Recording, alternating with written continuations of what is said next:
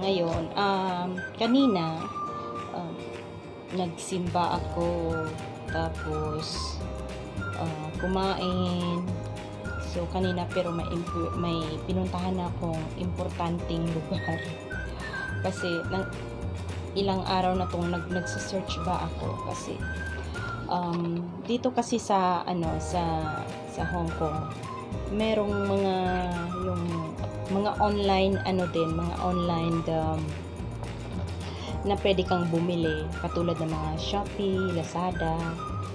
So dito marami, pwede na rin na pumunta ka ng shop. So pumunta ko sa isang shop na as in marami kang makikita. So naghanap ako, pero ito na-contact ko tong tao na to through Carousel. Ito yung mga online na sa Pilipinas ata may carousel.ph din eh, pero hindi lang ginagamit, mostly sila sa Shopee at saka sa Lazada. So ito dito sa Hong Kong mga mostly naman mga brand new, tapos meron puro mga original din. So nakahanap ako kasi nagse-search din ako, kasi na-notice ko na yung aking video pa na hindi siya stabilized. So yun pala, ngayon ko lang nalaman na may mga mobile stabilizer pala, na para na hindi yung maging shaky yung ating pagkuha ng video, kasi baguhan na tayo, diba? So ito, bumili ako ng selfie stick tripod mobile stabilizer. So bili ko to ng $300. Siguro mga 1,000, kulang-kulang 2,000 pesos sa Pilipinas. So i-unbox na natin.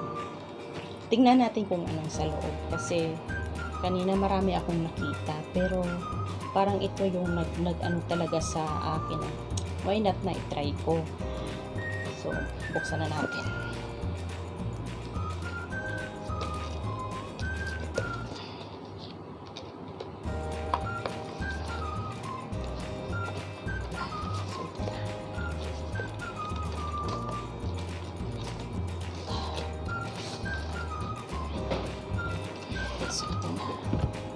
So ito yung laman.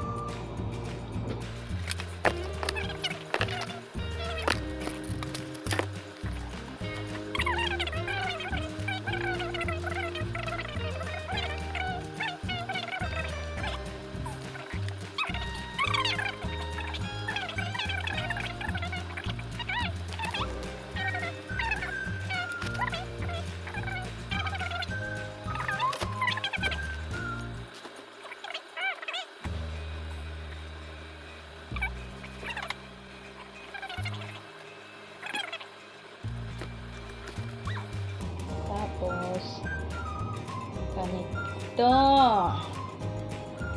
Ayan, bombashes. Ayan pala. So okay, diba? So at saka ito pala, ito rin, gusto mo yung mag-try pa, diba? So parang ganito. So ito siya.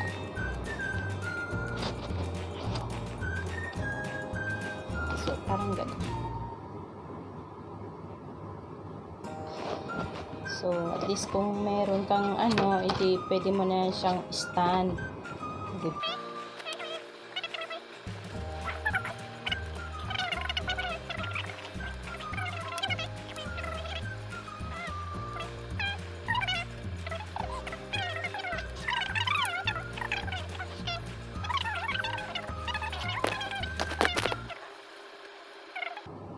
Wala naman siyang charger. Hindi naman to charger. Paano ba to?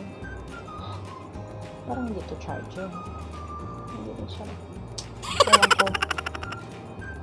Hindi ko to nakita kanina.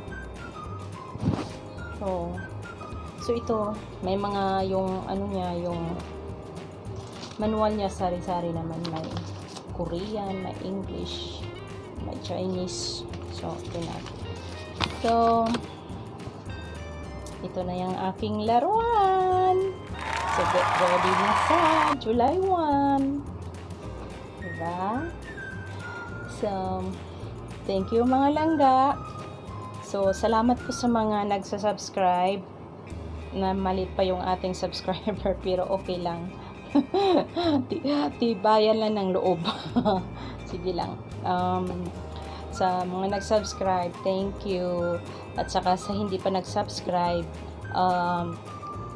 sana mag-subscribe na kayo at saka i-like naman or i-share ang ating mga videos, especially sa ating mga cooking content. Tapos yun na po. So press the notification bell naman para ma-notify kayo sa sunod naman natin na mga videos. So sana sa next na mga videos natin maggaganda-ganda na kasi meron na tayo ganito.